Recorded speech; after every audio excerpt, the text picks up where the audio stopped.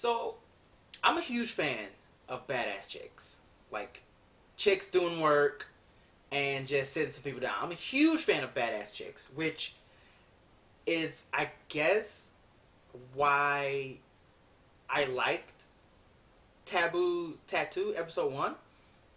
This is going to be a first impression. Obviously, with every first impression we do, we're going to talk about the opening and ending songs. The opening wasn't bad. There was a lot of fighting going on and a lot of like introducing some characters in the opening. In the ending, it was just like showcasing characters. So they both weren't bad.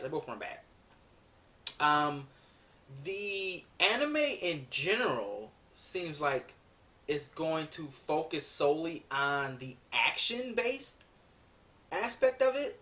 Obviously, they're gonna talk about the story and get into more depth about what's going on. But I feel like it's going to be more of an action anime, based on what was happening in this episode. The action, the fight scenes I thought they were good. I liked the fight scenes. The main guy, whose name is Segi,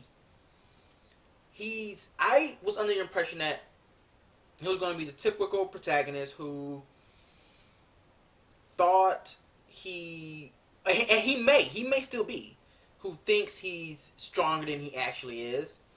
And ironically, he gets this tattoo from some old dude that he saves. And it's the Void Maker, the triggerless tattoo. So with all these tattoos, you need a trigger of some kind in order to make it activate. And he just happens to have the triggerless tattoo where it activates based on, I guess, willpower. What he wants to happen, like if his will is strong enough, it'll activate. I'm assuming that's what's happening. And as we see at the end, like the end of the episode, it just activates and just destroys this dude. Just absolutely destroys him. So I'm interested to see how his character is going to work with that power. Like if it's actually like willpower based, which I'm assuming it is, like I said, and is he actually going to be able to control it, like use it on a whim, like whenever he wants, or is it only like in dire situations where in which he's gonna like muster up the willpower to survive? That's pretty much what happened. He was on the verge of death, and he stretched his hand out. I guess he wanted to survive, and then it activated. Although it didn't activate when the chick, her name is Izzy, was beating his ass and was about to kill him. He didn't do it then. Maybe he wasn't as far, I don't know. But he didn't do it then. She obviously didn't kill him. But this guy actually was, and he felt threatened, and it activated. So, like, I saw this manga on Amazon, and it's on my wish list, and I was going to pick it up. I didn't know that this manga was going to get an anime so soon. I didn't know it was going to happen so soon. So I'm probably going to start buying the manga just as a reference once this series is done. I don't know if it's going to be 2 seasons, maybe 2 parts. I'm not too sure. We don't even know how many episodes it's going to be. You can probably look it up. But I'm going to start buying them just once the series or the parts are done. Then I'm going to read the manga to see if it differs, to see if there's more information in the manga, to see if everything is the same, or if there's some key parts in the manga that they don't showcase in the anime. But overall, if you're looking for strictly like a fighting action anime, I feel like this is it. This really is it. I mean, the story doesn't seem too bad. It doesn't seem too bad. An American agency pretty much developed these weapons, and now Izzy and Tom, I think is his name, is like a retrieval unit to get these back from whoever brought them over to Japan. And I'm not too sure that if you get one of these tattoos, like the main character's Segi, he has one, but I'm not too sure if they can take it back, because it's embedded in your skin. Like it's a tattoo. So it's not going away. I'm not too sure if they can get it back though. Maybe there's some method into doing so. I'm not too sure.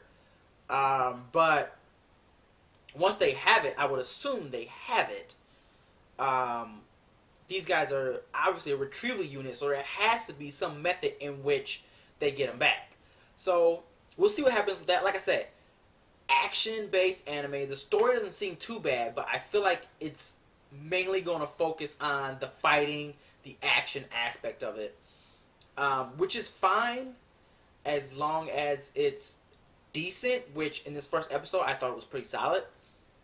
So I'm probably going to review it weekly and give you guys my thoughts on every single episode. This was just a first impression episode 1 review, and it wasn't bad. I give it a 7. So I used to be highly into action anime, just only watch that, and as of late I've been delving into like the rom-com and stuff like that, and those are the ones that I like more than the action-based anime series, which is interesting because, like I said, I was never like that before. But after watching series like Snafu, which is amazing, I kind of drifted toward more that side. But I mean, having an action anime isn't bad if the story is decent, which the story is interesting.